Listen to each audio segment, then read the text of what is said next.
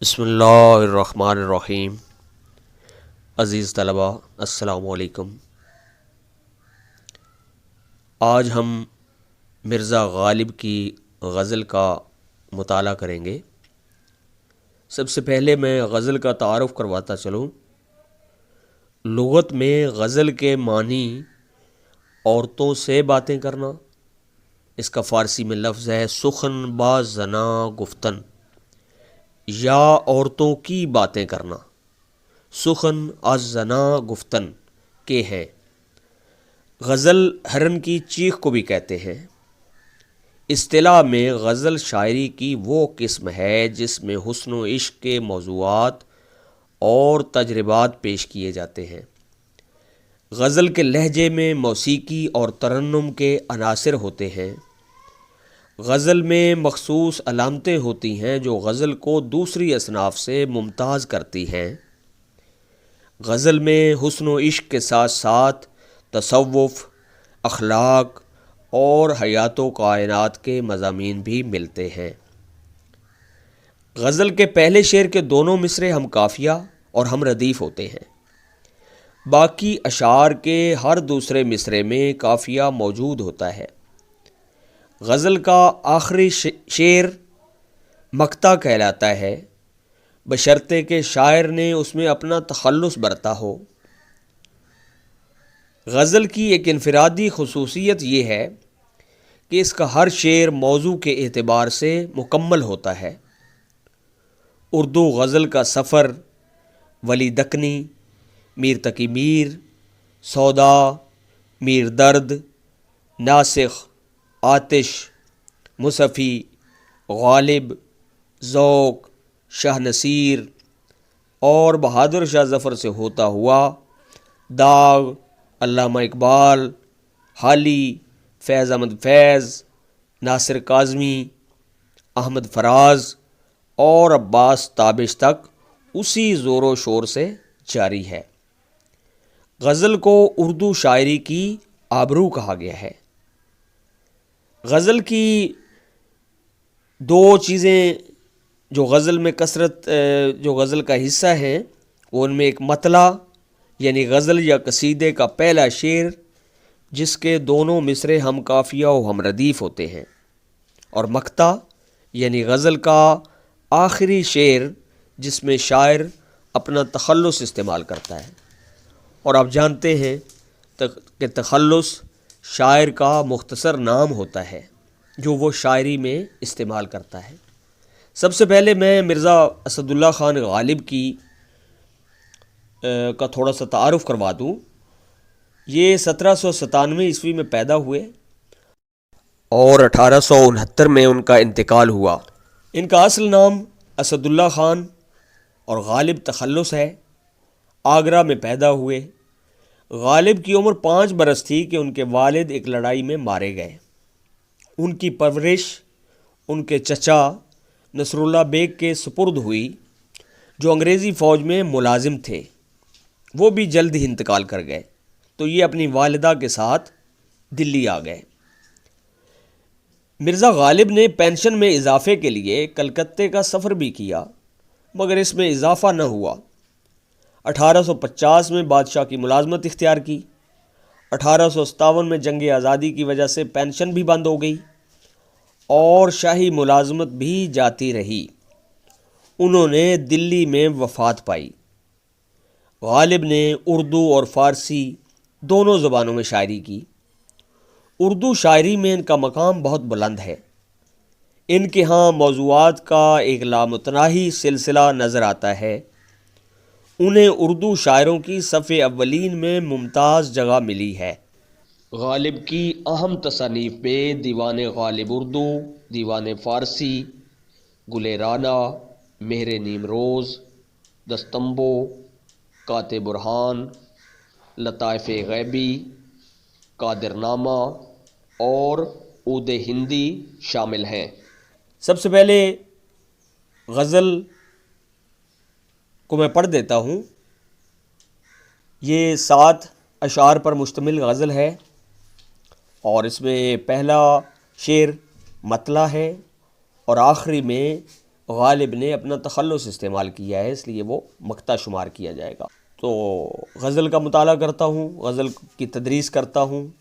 دل ناداں تجھے ہوا کیا ہے، آخر اس درد کی دوا کیا ہے، ہم ہیں مشتاق اور وہ بیزار، یا الہی یہ ماجرا کیا ہے، میں بھی منہ میں زبان رکھتا ہوں، کاش پوچھو کہ مدعا کیا ہے، ہم کون سے وفا کی ہے امید، جو نہیں جانتے وفا کیا ہے،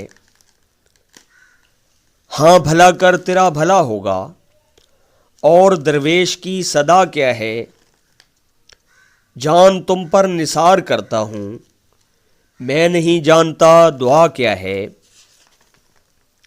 میں نے مانا کہ کچھ نہیں غالب، مفت ہاتھ آئے تو برا کیا ہے۔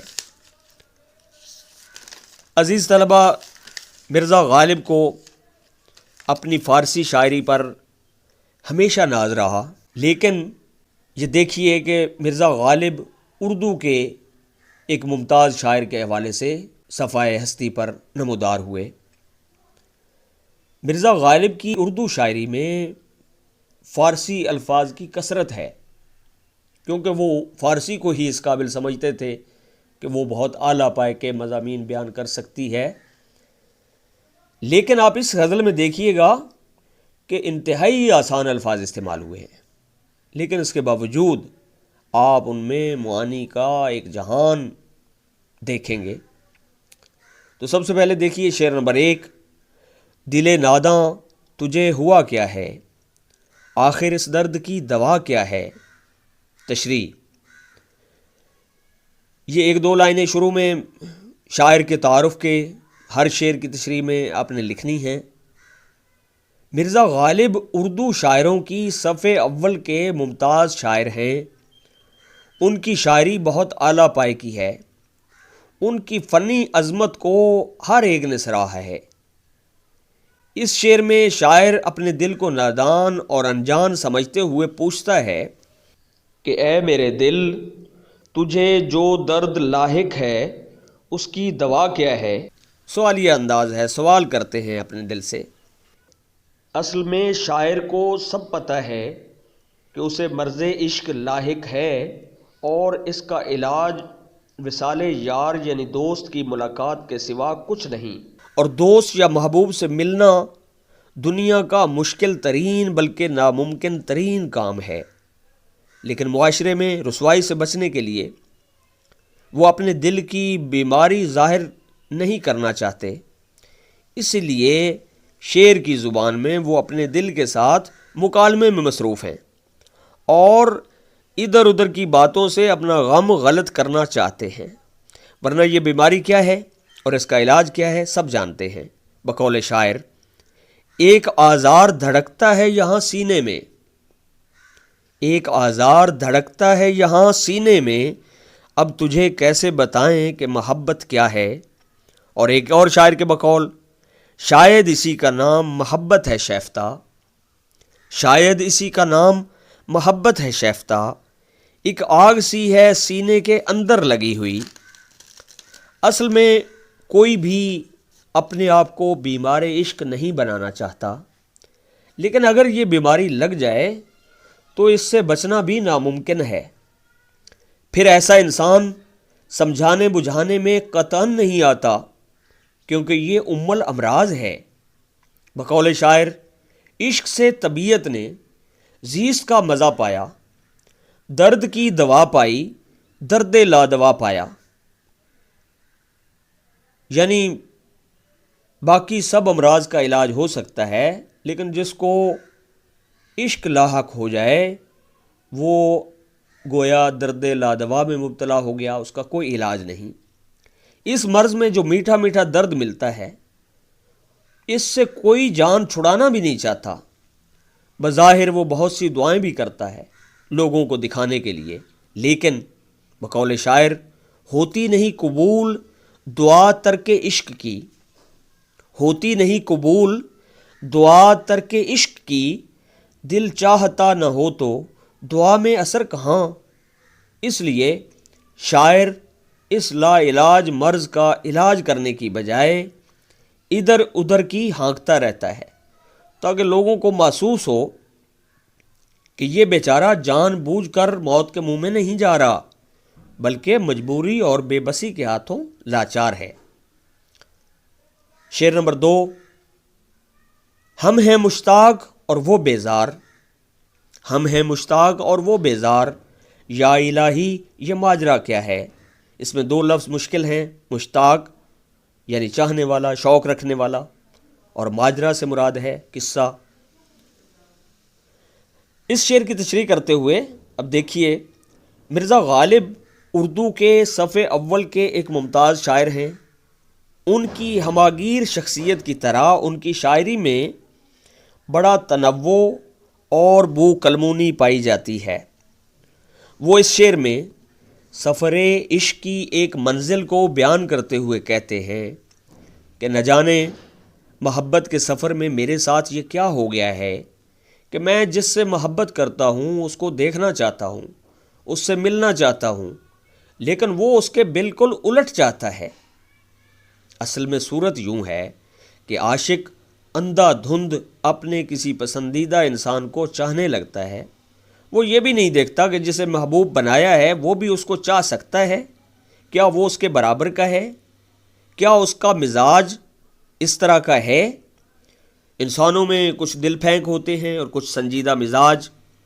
ہو سکتا ہے محبوب کو اپنے عاشق کی حرکتیں چھچھوری اور پوچھ لگ رہی ہوں، ہو سکتا ہے عاشق کو زمانے کی پرواہ نہ ہو لیکن محبوب کو تو پرواہ ہوتی ہے، ہو سکتا ہے عاشق محبت کو ہی سب کچھ سمجھتا ہو لیکن محبوب کی اپنی ترجیحات ہو سکتی ہیں، مگر جلد باز عاشق اپنی محبت کا فوراً صلہ چاہتا ہے، اس لیے یہ بیل منڈھے نہیں چڑھتی۔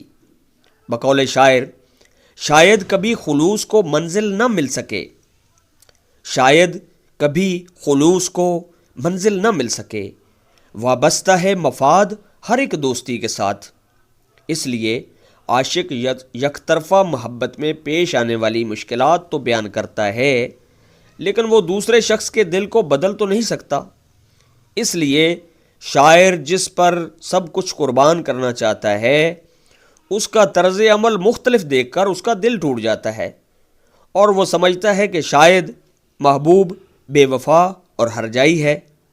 بقول شاعر، ساری دنیا کے ہیں وہ میرے سوا، ساری دنیا کے ہیں وہ میرے سوا، میں نے دنیا چھوڑ دی جن کے لیے۔